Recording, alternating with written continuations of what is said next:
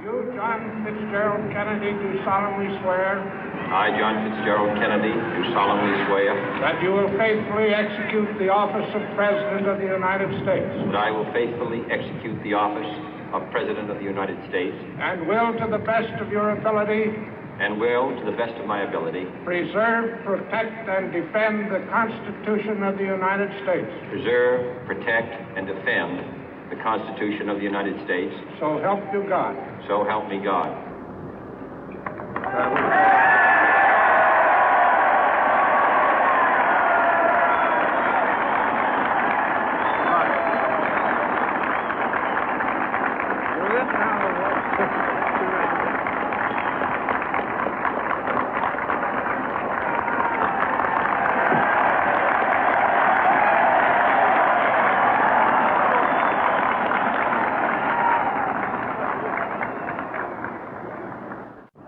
Vice President Johnson, Mr. Speaker, Mr. Chief Justice, President Eisenhower, Vice President Nixon, President Truman, Reverend clergy, fellow citizens. We observe today not a victory of party, but a celebration of freedom, symbolizing an end as well as a beginning, signifying renewal as well as change. For I have sworn before you and Almighty God the same solemn oath our forebears prescribed nearly a century and 3/4 ago. The world is very different now, for man holds in his mortal hands the power to abolish all forms of human poverty and all forms of human life. And yet the same revolutionary beliefs for which our forebears fought are still at issue around the globe. The belief that the rights of man come not from the generosity of the state, but from the hand of God. We dare not forget today that we are the heirs of that first revolution. Let the word go forth from this time and place to friend and foe alike that the torch has been passed to a new generation of Americans born in this century, tempered by war, disciplined by a hard and bitter peace, proud of our ancient heritage, and unwilling to witness or permit the slow undoing of those human rights to which this nation has always been committed and to which we are committed today at home and around the world.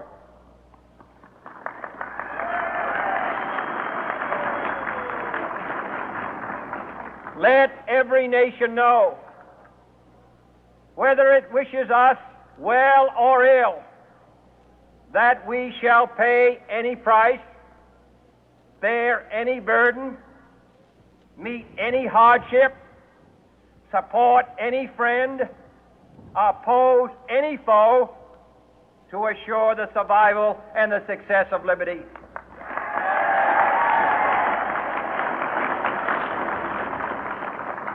This much we pledge and more.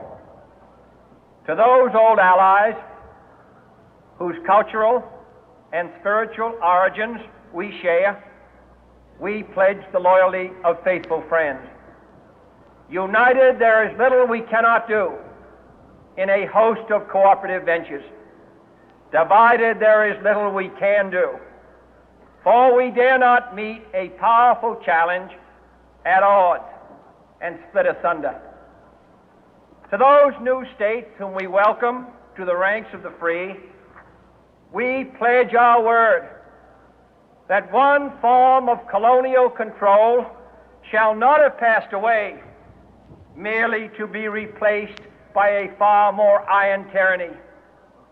We shall not always expect to find them supporting our view, but we shall always hope to find them strongly supporting their own freedom, and to remember that in the past, those who foolishly sought power by riding the back of the tiger ended up inside.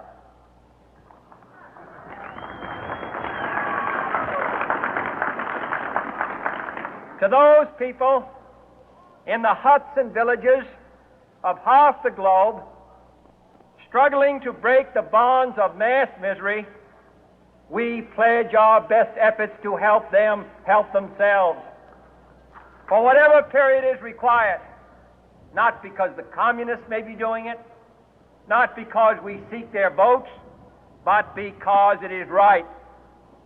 If a free society cannot help the many who are poor, it cannot save the few who are rich.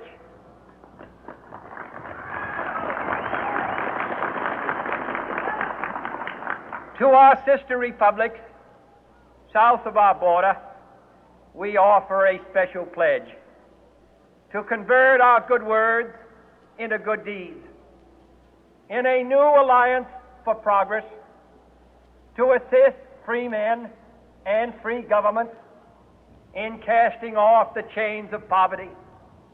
But this peaceful revolution of hope cannot become the prey of hostile powers.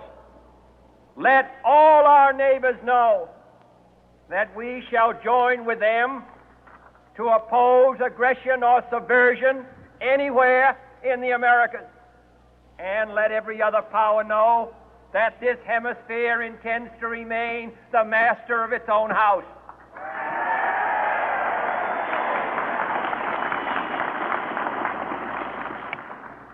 To that World Assembly of Sovereign States, the United Nations, our last best hope, in an age where the instruments of war have far outpaced the instruments of peace, we renew our pledge of support to prevent it from becoming merely a forum for invective, to strengthen its shield of the new and the weak, and to enlarge the area in which its writ may run.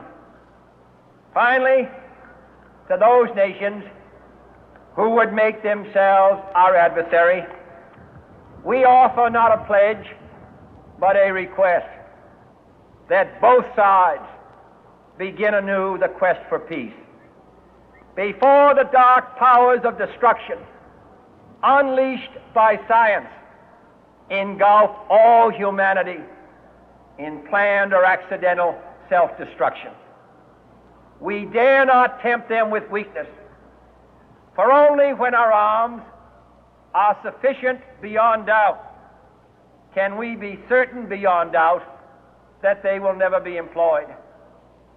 But neither can two great and powerful groups of nations take comfort from our present course, both sides overburdened by the cost of modern weapons, both rightly alarmed by the steady spread of the deadly atom, yet both racing to alter that uncertain balance of terror that stays the hand of mankind's final war. So let us begin anew, remembering on both sides that civility is not a sign of weakness, and sincerity is always subject to proof. Let us never negotiate out of fear, but let us never fear to negotiate.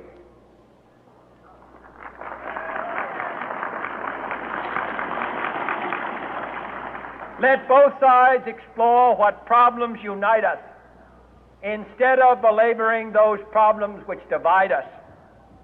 Let both sides, for the first time, formulate serious and precise proposals for the inspection and control of arms, and bring the absolute power to destroy other nations under the absolute control of all nations.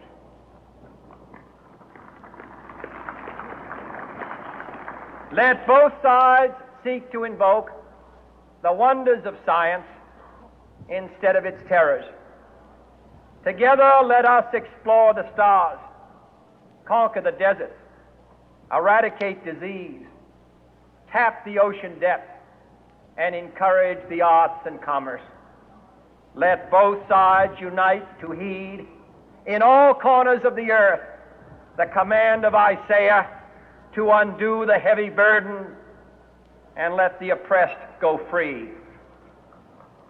And if a beachhead of cooperation may push back the jungle of suspicion, let both sides join in creating a new endeavor, not a new balance of power, but a new world of law, where the strong are just and the weak secure and the peace preserved.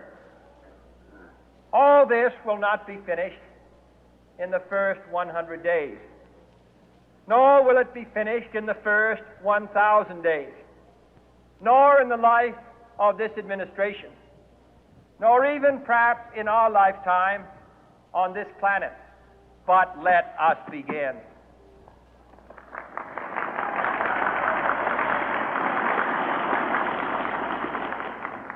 In your hands, my fellow citizens, more than mine, will rest the final success or failure of our course.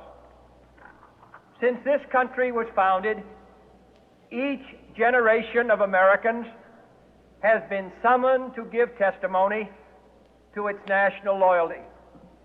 The graves of young Americans who answered the call to service surround the globe. Now the trumpet summons us again, not as a call to bear arms, though arms we need, not as a call to battle, though in battle we are, but a call to bear the burden of a long twilight struggle, year in and year out, rejoicing in hope, patient in tribulation, a struggle against the common enemies of man, tyranny, poverty, disease, and war itself. Can we forge against these enemies a grand and global alliance, north and south, east and west, that can assure a more fruitful life for all mankind? Will you join in that historic effort?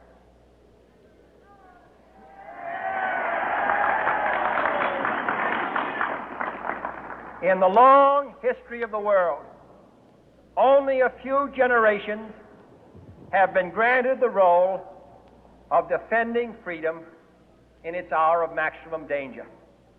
I do not shrink from this responsibility. I welcome it.